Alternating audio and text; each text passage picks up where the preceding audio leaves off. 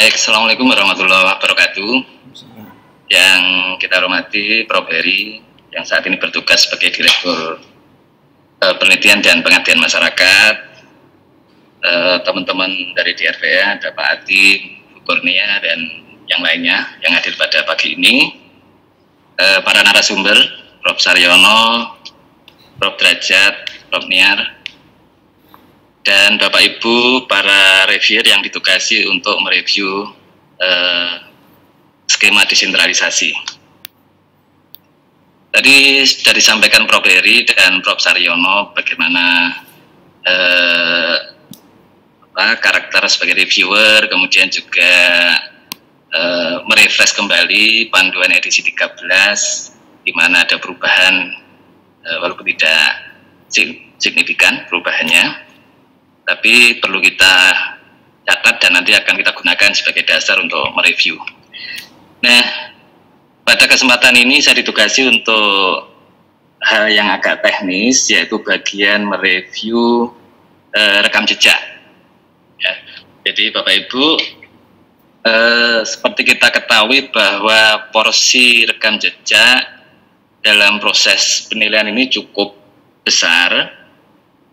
Jadi kalau kita lihat angkanya itu untuk skema penelitian dasar unggulan perguruan tinggi dan penelitian terapan unggulan perguruan tinggi itu porsinya sampai 40%. Jadi kecermatan kita dalam melakukan penilaian rekam jejak ini menjadi sangat menentukan dari sisi nilai akhir dari proposal yang kita review.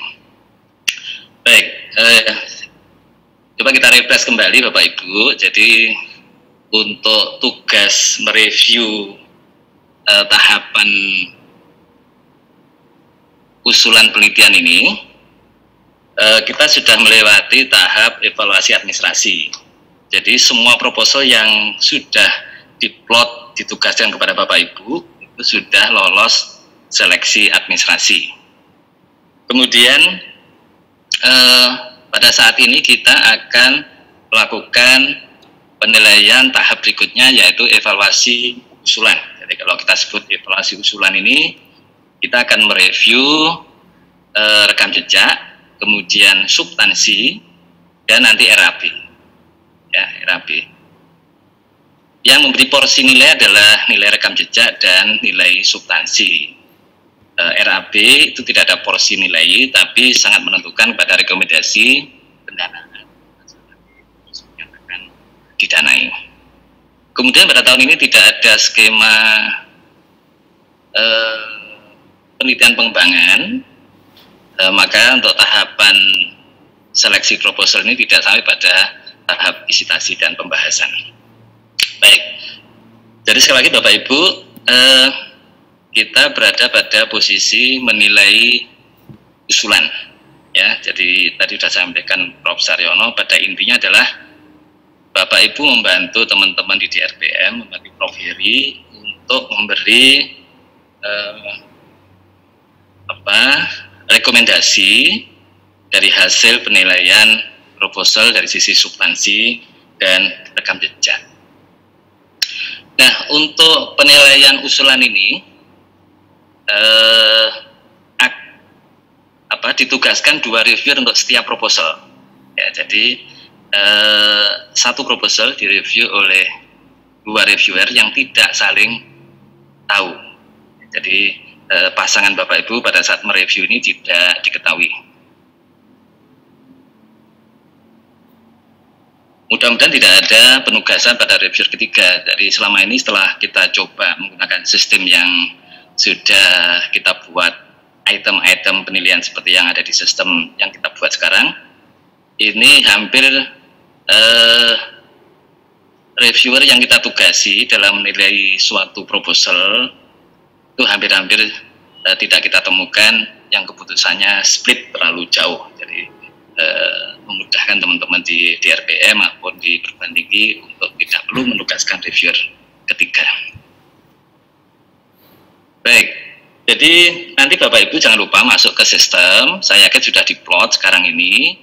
Mungkin bisa sambil dilihat tugasnya seberapa banyak proposal, Jadi kalau misalkan jumlahnya mungkin terlalu fantastis, Bapak Ibu masih ada kesempatan untuk tadi merespon apa yang disampaikan Prof. Peri. Kalau memang bebannya terlalu berat, bisa masih minta dikurangi atau bisa dilimpahkan ke reviewer yang lain.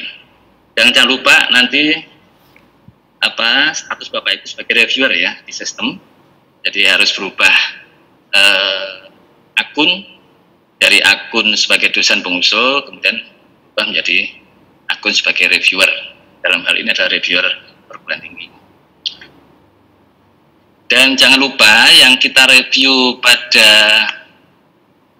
saat ini adalah ID-nya adalah proposal yang diusulkan tahun 2020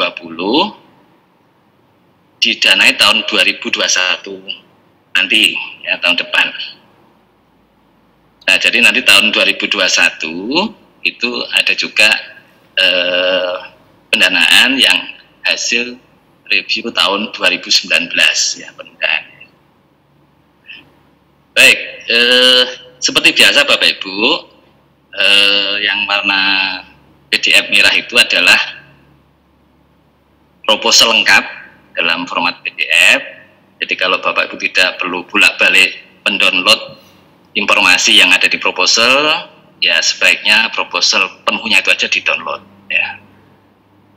Tapi bisa juga di-download bagian per bagian sesuai dengan kebutuhan. Dan Bapak Ibu bisa mencek ya, di setiap proposal itu ada berapa item yang harus dinilai. Jadi kalau misalkan ada tanda 15 dari 15, itu artinya dari 15 item yang harus dinilai, itu sudah semuanya di review, atau Bapak Ibu sudah memberikan nilai. Ya. Kemudian kalau ada pertanyaan kenapa jumlahnya berbeda, itu sangat tergantung kepada, bisa jadi karena lamanya penelitian yang dipilih itu berbeda, ada yang 2 tahun, ada yang 3 tahun. Kemudian juga jenis luaran yang dipilih juga bisa berbeda. Jadi kalau memilih artikel di jurnal internasional pasti hanya satu item yang kita nilai. Tapi kalau memilih proceeding, artikel di proceeding, itu satu pilihan itu muncul 3 item. Jadi itu asal mula kenapa angkanya bisa berbeda yang item yang harus kita nilai. Jadi untuk rekam jejak Bapak Ibu, ini nanti ada poin publikasi dan poin untuk perolehan KI. Jadi untuk penelitian dasar itu kita hanya menilai poin publikasi. Nah, publikasi bisa artikel di jurnal internasional, bisa artikel di proceeding, artikel di jurnal terakreditasi dalam bentuk buku maupun dalam bentuk book chapter, itu yang publikasi ya. Baik, nah ada fasilitas unduh rekam jejak. Jadi kalau kita unduh itu Bapak Ibu akan menemukan potongan dari proposal hanya bagian biodata saja. Jadi kalau Bapak Ibu sudah mengunduh proposal lengkapnya, nanti bisa langsung lari ke bagian biodata, isinya sama ya. Kemudian Bapak Ibu, kalau Bapak Ibu nanti lari ke biodata, akan ada tampilan PDF seperti itu ya. Nah, ini mulai kemarin kita sudah bersepakat, kita hanya akan menilai apa yang ada di dokumen proposal. Jadi Bapak Ibu tidak usah mencari-cari, misalkan ada judul artikel yang dipublikasikan, kemudian di browsing kesana kemari sampai menemukan, tidak perlu begitu ya. Nanti Bapak Ibu akan kehilangan banyak waktu dan itu akan menimbulkan perlakuan yang beda antar reviewer nantinya. Kemudian Bapak Ibu, ini sudah beberapa kali kita sampaikan ke teman-teman pengusul bahwa munculnya biodata ini di proposal itu adalah kita ambil dari isian profil di beranda masing-masing pengusul. Namun demikian banyak yang mungkin kurang peduli dengan isian itu, sehingga rekam jejaknya tidak bisa utuh terekam di proposal ini, ya. Nah, mestinya nih kalau mengisinya betul, tidak ada kolom yang kosong seperti yang ada di layar itu. Jadi itu kolom peran sebagai penulis itu kosong, ya. Artinya tidak dipilih pada saat membuat pada melaporkan lewat sistem, ya. Padahal kita inginnya kalau memudahkan kita sebagai reviewer, kita hanya perlu memilih mana yang sebagai first author atau sebagai corresponding author saja, gitu ya. Nah, bisa jadi Bapak Ibu, pada saat kita melihat di situ tertulis first author, ya, bisa jadi di artikelnya tidak sebagai first author. Jadi Bapak Ibu jangan percaya begitu saja, maka silahkan klik URL di bagian kanan itu, ya, URL di bagian kanan. Jadi intinya URL itu membantu Bapak Ibu untuk menemukan apakah artikel itu memang benar adanya. Ya. Kalau URL-nya tidak langsung ke artikel Bapak Ibu, ya sudah ditinggal saja, ya. Bisa jadi URL-nya itu dilinkkan ke tempat yang salah, ya. Atau mungkin URL-nya dilinkkan ke alamat jurnalnya, itu akan merepotkan Bapak Ibu. Jadi bisa dibayangkan kalau satu terbitan, satu volume, satu nomor itu jumlahnya ratusan artikel, kita akan banyak kehilangan waktu untuk mereview. Ya, jadi sekali lagi kita sepakat, tahun lalu juga kita sudah sepakat, kalau tidak kita temukan artikelnya, ya sudah kita tinggal aja untuk item atau poin yang dilaporkan itu. Begitu Bapak Ibu, ya. Oke, kita teruskan.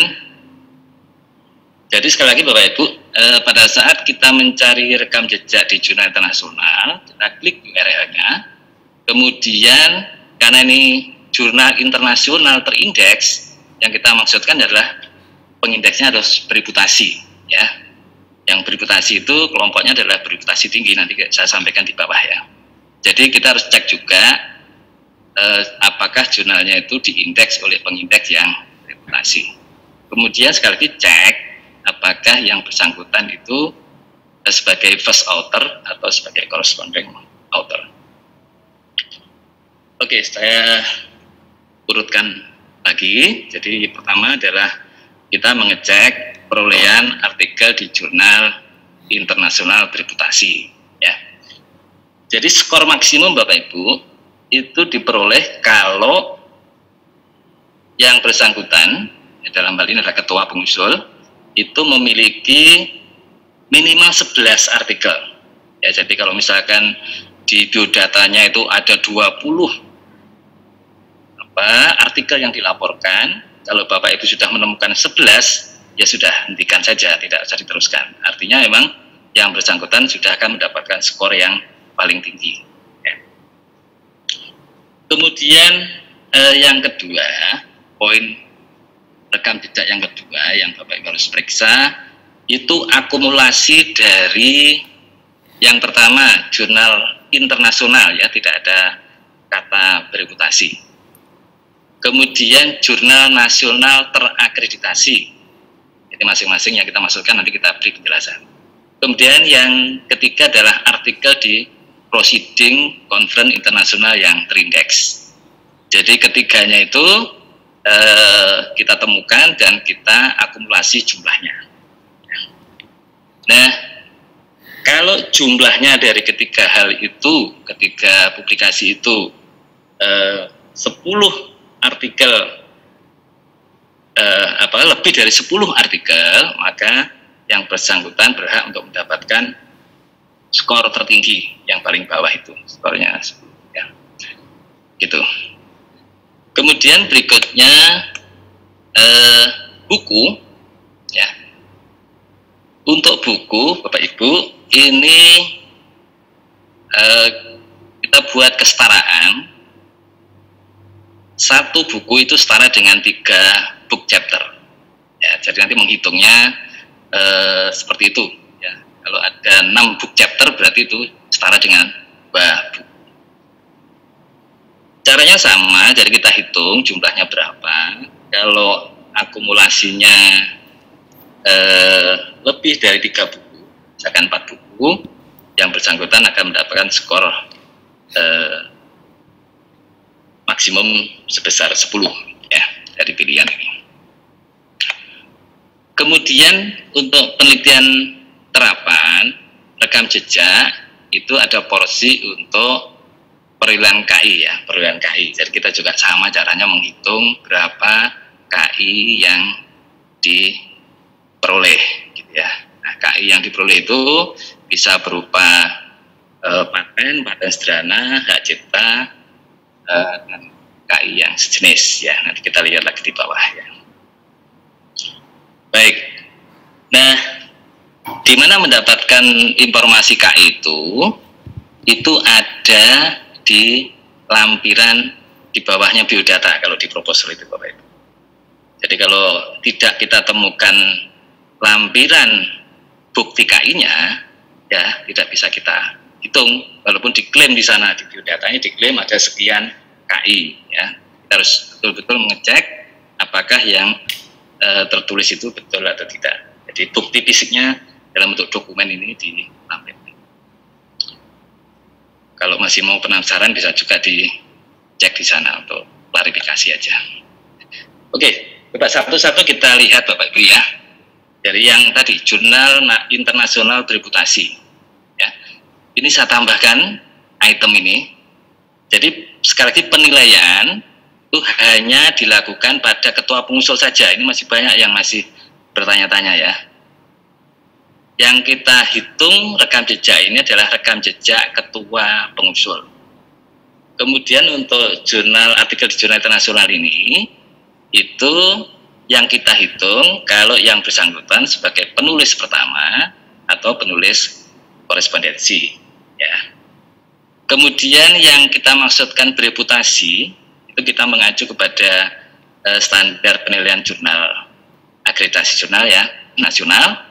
Yang kita maksudkan bereputasi itu adalah pengindeksnya Scopus dan yang setara.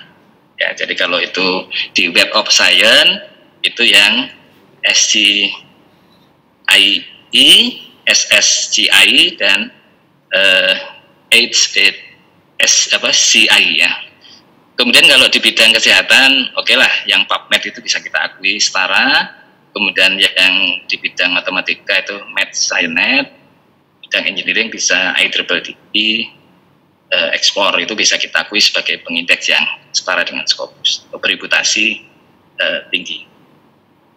Kemudian yang kelompok 2 itu kan terdiri dari 3 kelompok tadi ya, artikel di jurnal internasional, kemudian artikel di proceeding, kemudian artikel di jurnal nasional terakreditasi. Kalau hanya disebut jurnal internasional, itu kelompok yang kita hitung adalah pengindeksnya yang kelompok yang bereputasi sedang, ya. Jadi kita hitung di sini. Kemudian sekali lagi yang kita hitung hanya yang bersangkutan sebagai penulis pertama atau penulis korespondensi, dan sekali lagi yang kita hitung hanya pada perolehan ketua pengusul. Kemudian untuk jurnal nasional terakreditasi, mungkin informasinya ini perlu sekali lagi dicatat ya. Untuk yang jurnal periode tahun 2018 sampai sekarang itu datanya sudah tersedia di Sinta. Jadi kalau di Sinta itu di lamannya Sinta itu kita cari yang peringkat 1 dan peringkat 2.